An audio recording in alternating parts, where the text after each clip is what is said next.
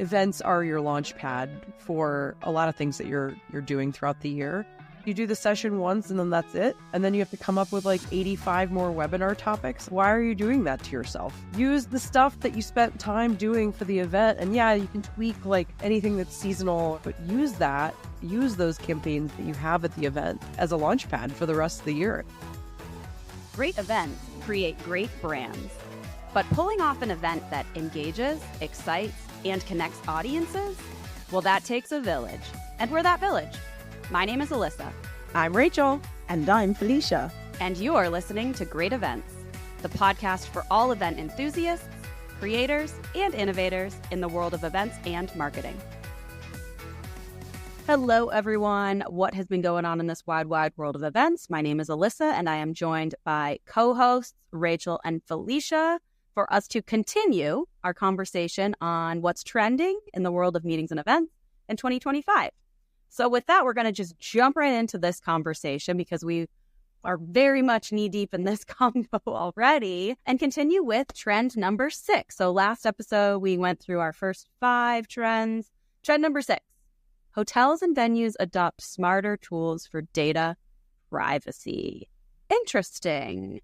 This one I feel like may be coming out of that huge cybersecurity takedown that happened in the summer of last year. It just seems like the whole world is just a little bit more attuned to data and the value of data and how precious this data is, especially when these cyber attacks are seemingly more prevalent and are on larger scales at this point.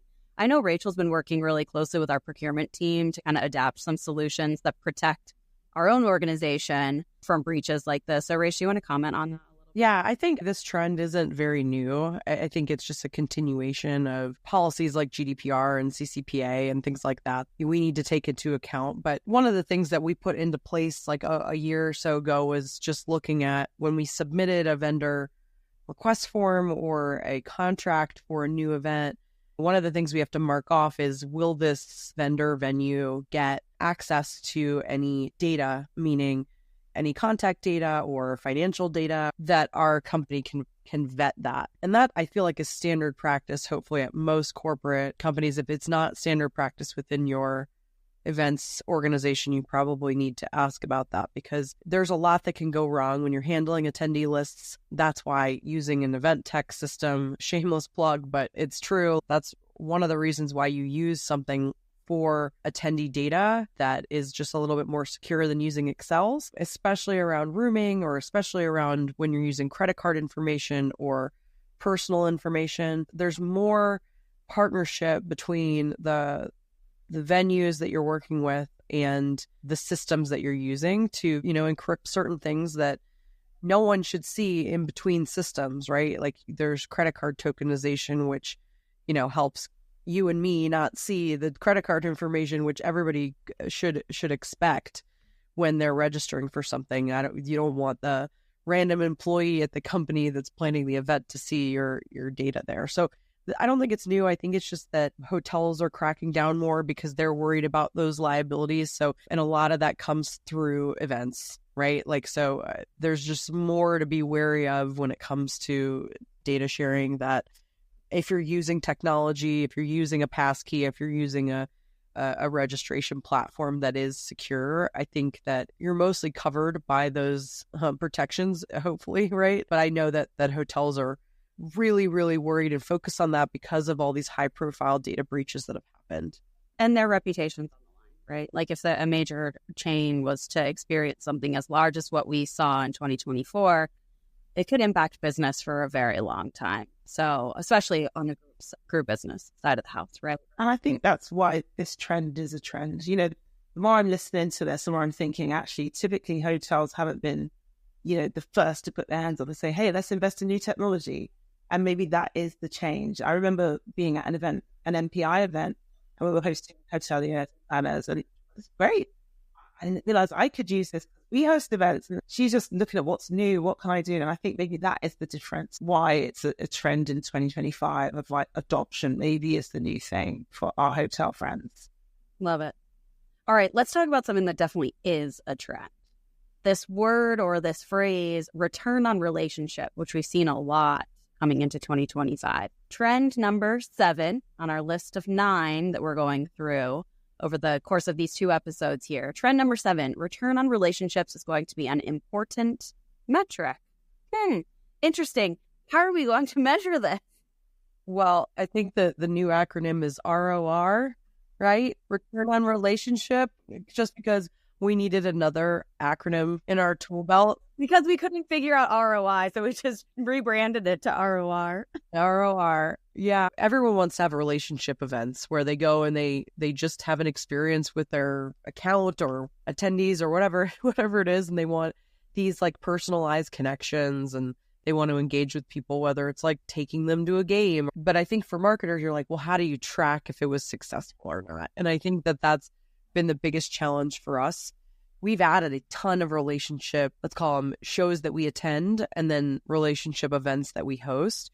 There's a ton that have been added. We used to track them the same way that we track all of our other lead gen shows or events. And we were seeing a diminished return, and we're like, maybe we're not tracking it the right way. Maybe we need to just invest into the relationship to grow that engagement with that customer, grow that community with that customer, whatever it is, and track that differently. And I think that that's been the shift for us. So I just talked about this in our last podcast, but on the data side, we've just reorganized our total event program to define every single event as a lead gen event, a brand awareness event, or an engagement or a relationship show.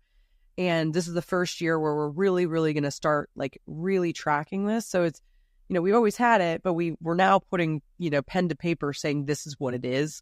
And we're going to start tracking the trends with that. And I think I'm really excited to see how it plays out, because now that we have these subcategories, we're not lumping everything into one tactic. We're saying within this tactic, there's multiple engagement types. So, if it's just purely a lead gen show or purely a brand awareness play, we can now track those differently and have different benchmarks for those things.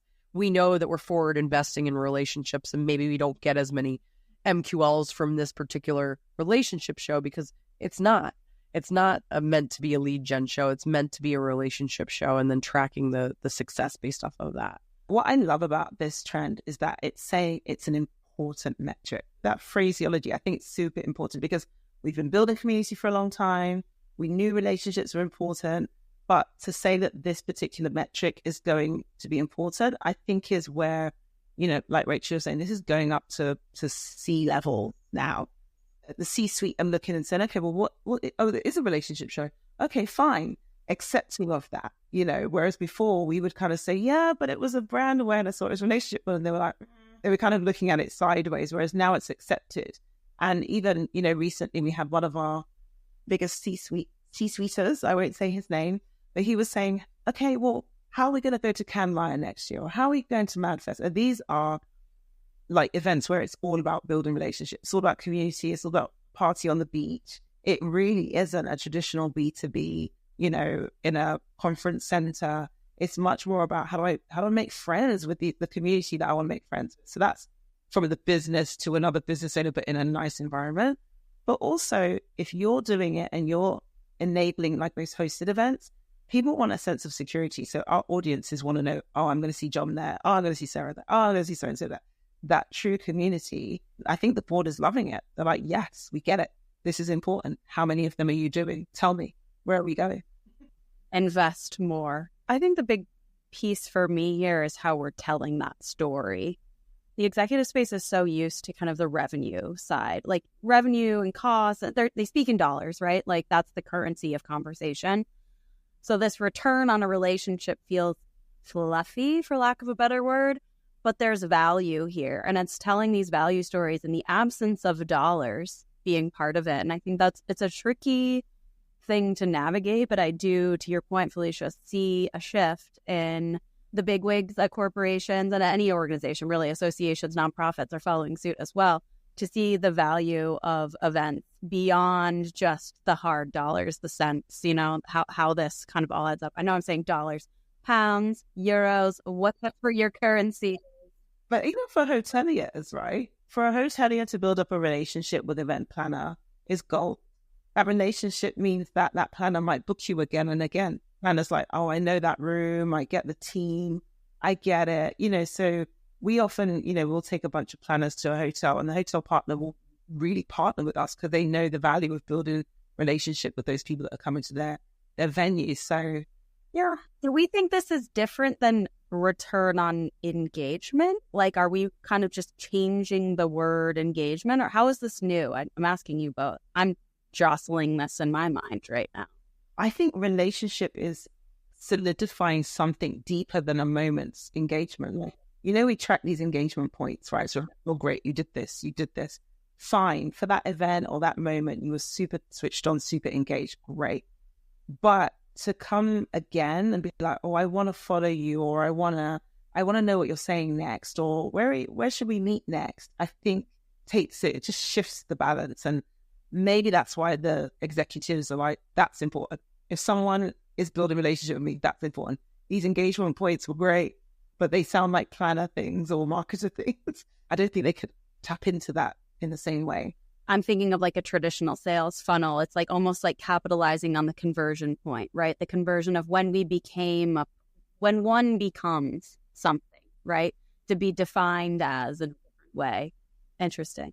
That's an interesting one that we should talk about more throughout the year, because I think that it is a trendy term, like the return to office, the return to relationships, the return to in person, the return to all these things, right? So let's just keep an eye on that one throughout the year, because I think as we say, it's an important metric. Like, let's really figure out how we tell those stories, how we define that, how we bring that, how we make that available. I mean, that's something that I can report back on from now we've defined it for our events program. Maybe we look at it at the end of the year and say, okay, if you remember our trends, we kept pulse on relationship, and maybe there's further to your point, Alyssa, further documentation that needs to happen. So does that mean that renewals happen? Does that mean that they got more engaged with you on a marketing side? Did they download more content? I don't know what the answer is yet, but I think that there's going to be ways that we can look at it. Did they come to more of your events? Did they stay longer? I think that you can track some of those things, all the tracking we have, and look at if those relationship shows, the ones that you're tracking as relationship, are really working or not.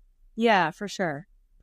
Okay, trend number 8. This shifts gears a little bit for us, but it's very, very much top of mind for, I would say, the meetings and events universe here. Technology will be helping event professionals stay ahead of accessibility laws. And I'm going to underscore laws on this one, because I think that's the huge trend and the shift here, is that this is no longer something that is a like to have. It's a must have when there are legalities that are taking shape in this space as well. We fortunately have Felicia on here, who is somewhat of a subject matter expert on the accessibility space. She's been an internal champion of ours and has done many episodes, if you are interested, on the accessibility conversation over the past year or so. But Felicia, what's your take on this? It's been something that, similar to GDPR, has been on our radar for a while, because the Accessibility Act, the European Accessibility Act, was actually passed in 2019. So it's a long, long time ago that it was passed. But the difference is 2025 is the time when you will be fined. It actually covers enforcement. Exactly. Like, we did a session, Stephen Cutchin did a session called Don't Get Sued. I loved it. I love the title, because that's what it is. You could be fined up to €1 million, for breaching the Accessibility Act.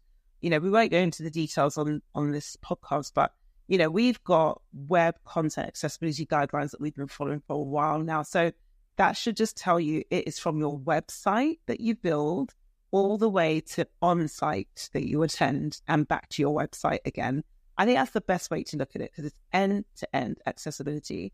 If somebody cannot understand, what you're offering because your screen reader isn't working properly, or, you're blending colors, or you just think about it and think about how is someone going to access your event from the beginning. Then on site, I hate to say it becomes more obvious on site, but I think that's the thing that people most think about, because they start thinking about, wheelchair. I think that most of it, wheelchair access, but that is not it. There are people that are suffering from vertigo at your event. There are people that are having all sorts of, neurodiversities at your event. It has to be end to end. And so I would say with that, to not scare people, and then I'll stop talking. I think that isn't, I have to know exactly what every single person's disability is that comes to my event if they're not disclosing it. but giving them a way to disclose it is what's going to become more important, you know, in your reg forms, or just making sure maybe at your desks it's, hey, talk to me, come and talk to me if you need to talk to me. It's a quiet room. It's things like that, just making sure it's available. So I think a lot of planners are doing this really well already and opening the door for requests. So we make it very open on our website, like what we offer from an accessibility perspective, but it's beyond the on-site, like Felicia said. But I think the on-site experience or virtual experience is still important to do with the laws coming out, making sure that you're actually being inclusive that way. I think people need to pay a little bit more attention, but just something as simple as what are some things that you need from us as planners to help you, it just can make a world of a difference. And you list out some of the major things like, you know, hearing capabilities, accessibility for wheelchairs, visual services that you can offer, and then you can put other, because sometimes there's a disability that might not be a visible disability that you know of, that a lot of disabilities aren't visible, right? There's neurodiversity, things that you need to include. There's things that you need to, for strobe lights and things like that, you flag or insert anything here kind of thing. But what if you have it in your reg page to accommodate for some of those things, and people can write in what they need, and then you can let them know if that you can accommodate them or not. Some of them you have to accommodate. But what I would say is, this is kind of outside the trends, but it's kind of a plea to the venues. If you work closely with your venue or your CVB, if you're doing a citywide, for example, they should have certain tools that you can use, you know, and if you notice a gap, I've been calling people out like, hey, you don't have any sort of wheelchair services on your website that help your guests. For the most part, most venues are good at it, but there's things that aren't currently done in North America. For example, if you wanted to get a stage ramp, most of the time you're going to have to buy that or rent that from an AV company. I think that this should be standard that a venue owns and offers. There's certain things that I personally think that should be on the venue side of having that available for planners in their toolkit to use, right? Like having a better floor plan with, you know, layouts that are easier to understand, you know, sharing what's in the room. For example, fridges should be in everyone's room because you don't know if I have medication that needs to be refrigerated, for example. Mothers that are nursing need fridges. Like there's just so many things like that I think venues need to get tapped into if they're not already. Well, and I think this kind of dovetails nicely from how we started this conversation, where hotels and venues are adapting to the needs of data privacy and security. Maybe this trend will look a little different next year, right? That hotels and venues are now adapting to accessibility laws as well, right? Certainly they're meeting requirements, but there are other things beyond the spoken that can assist in the planner side and also the attendee side and supporting those with needs.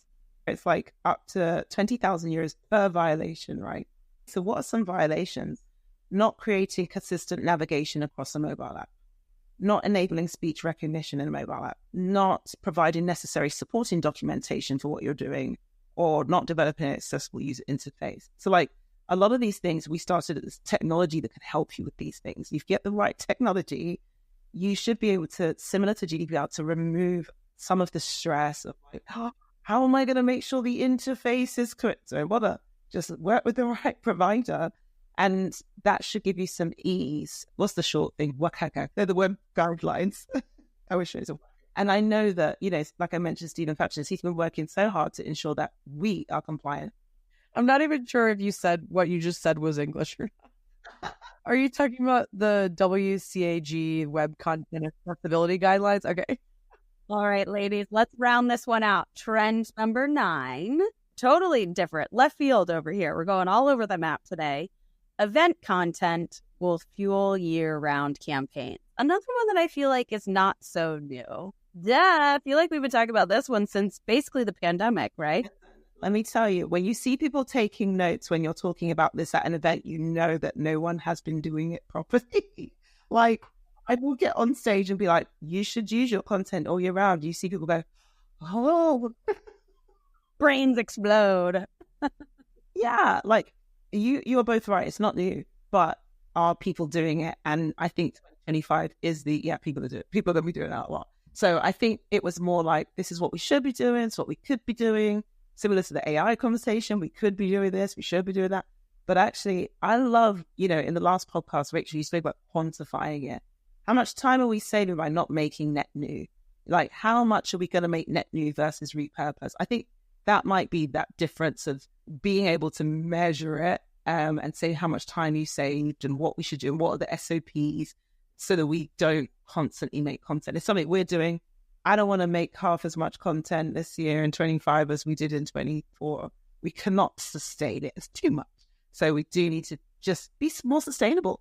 I mean, it's a pet peeve. I mean, for one, events are your launch pad for a lot of things that you're doing throughout the year. And then my biggest beef, this was years ago. I mean, we're doing a good job of this now, but it's just you do the session once and then that's it.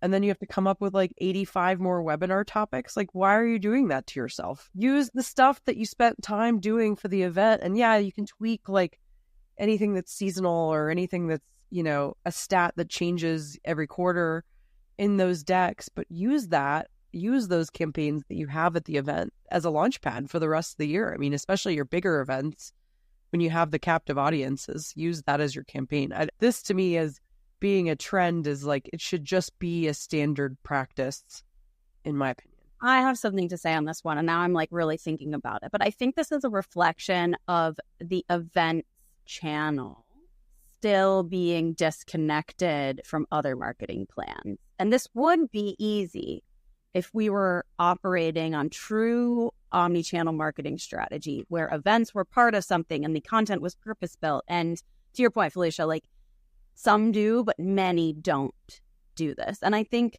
the closer we can get our meetings and events programs to be serving the objectives for a marketing function. Again, we're talking about external events that serve a lot of commercial objectives here, whether that be brand awareness or generating new sales or driving loyalty programs for your customers, right? Different phases of your customer journey, if you will.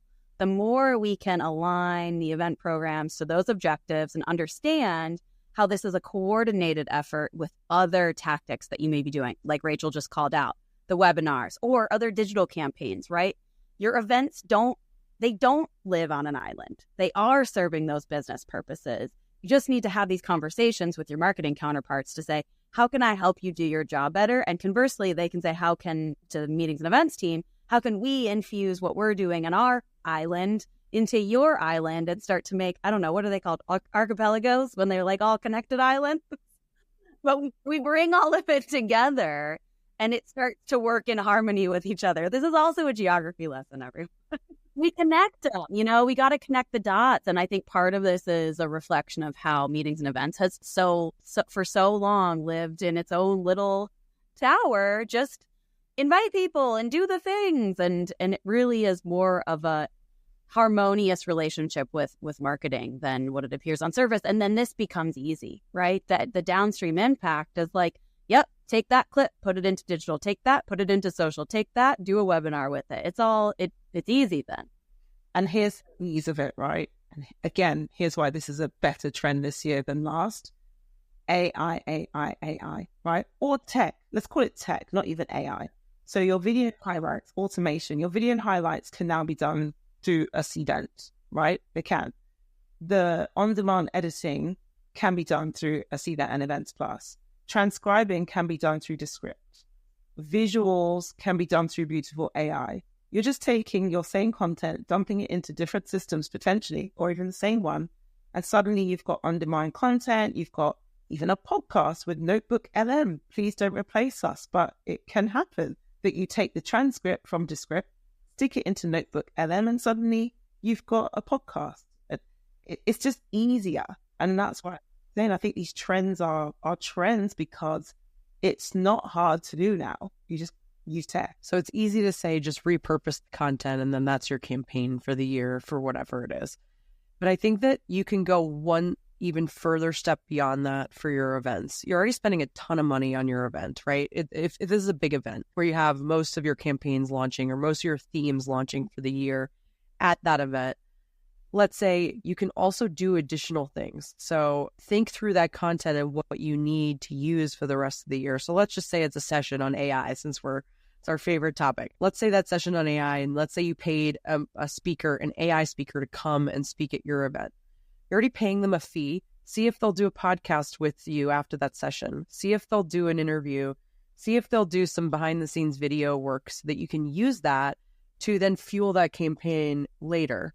We do a lot of things where we record a lot of stuff at Cvent Connect and at Cvent Accelerate that have literally nothing to do with Connect. It's just because we're all there and we can get those campaigns done and filmed because we're already paying for film crews. We're already paying for these things. So you should be working very closely with your marketing team to say, what else can we get done? Like I can't tell you the number of video interviews we've done on site that we use for other campaigns throughout the year that we film at Cvent Connect Europe or Cvent Connect US, that it doesn't have to be just that content. So it's like yes and kind of things. Like what else could we do while we're there? Let's just pile it all on because we're doing 18,000 things anyway. Why not just do more? I think it starts with that foresight though, Rachel. Like that's a really good point. Like you've got to have the end goal in mind. This can't be take the content and use it after the fact. Oh, just pass it off to the next team. Like it's so lame, but it starts with the plan, right? Like we say that with everything, but this really does start with the plan. There's a reason why you have an AI speaker at your event. What's that reason? What does that mean for your social media campaigns? What does that mean for your digital campaigns? And how might you leverage that speaker after the event? But through this point where everyone comes together and you can capture all of that content in one. I just wanted to clarify that because just saying, click here to watch our content from our event is not a campaign. And I think that's the difference of this trend. Like you need to be thoughtful about how you're using it afterwards. Yeah, it's like think more about the conversations that are happening at your event, whether that's the themes, the topics, the content itself, right? It's not just the PowerPoint decks that are in a session. It's like the conversation. Think about those things differently and how you want to carry that conversation moving forward. And I want to let our audience know that we're doing that right now. Like a whole team of people put together the Trends ebook. Now we're talking about it on a couple of podcasts and a webinar on it. And this content will live on and it will go to events that we do, in the first half of the year. And then towards the back end of the year, we'll start looking at, were those trends right? And so it just has a life. We think about our channel strategy. Those shorter videos are going to go and live on YouTube and so on and so forth. And you can download our Trends ebook. And within that, there is all sorts of other resources in the ebook about the things we've spoken about, like accessibility and so on and so forth. So we do it all the time. So we can only offer good advice.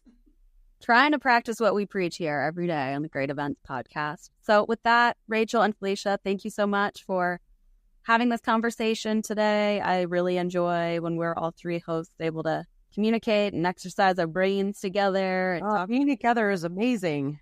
It's a great start to 2025. We only get to do these few and far between throughout our year, but it's always nice when we can banter together. With that, listeners, if you missed our first episode of 2025, which recapped the first 5 of the trends, make sure you take a peek and listen to that episode. And to recap this week's episode, we went through 4 final trends for 2025, as I'm pulling up my list here right now. Trend number 6 was hotels and venues adopt smarter tools for data privacy. We also talked trend number 7, return on relationships, which will be an important metric in 2025. Trend number 8, technology helps event professionals adopt accessibility best practices. And lastly, what we were just talking about, trend number 9, event content fuel year-round campaigns. With that, that's a wrap for this week's episode. Stay tuned in the upcoming weeks for more content from Great Events. Have a good rest of the week. Thanks for hanging out with us on Great Events, a podcast by Cvent. If you've been enjoying our podcast, make sure to hit that subscribe button so you never miss an episode. And you can help fellow event professionals and marketers just like you discover great events by leaving us a rating on Apple, Spotify, or your preferred podcast platform. Stay connected with us on social media for behind-the-scenes content, updates, and some extra doses of inspiration. Got a great story or an event to share? We want to hear from you. Find us on LinkedIn, send us a DM, or drop us a note at greatevents@cvent.com. Big thanks to our amazing listeners, our guest speakers, and the incredible team behind the scenes. Remember, every great event begins with great people. And that's a wrap. Keep creating, keep innovating, and keep joining us as we redefine how to make events great.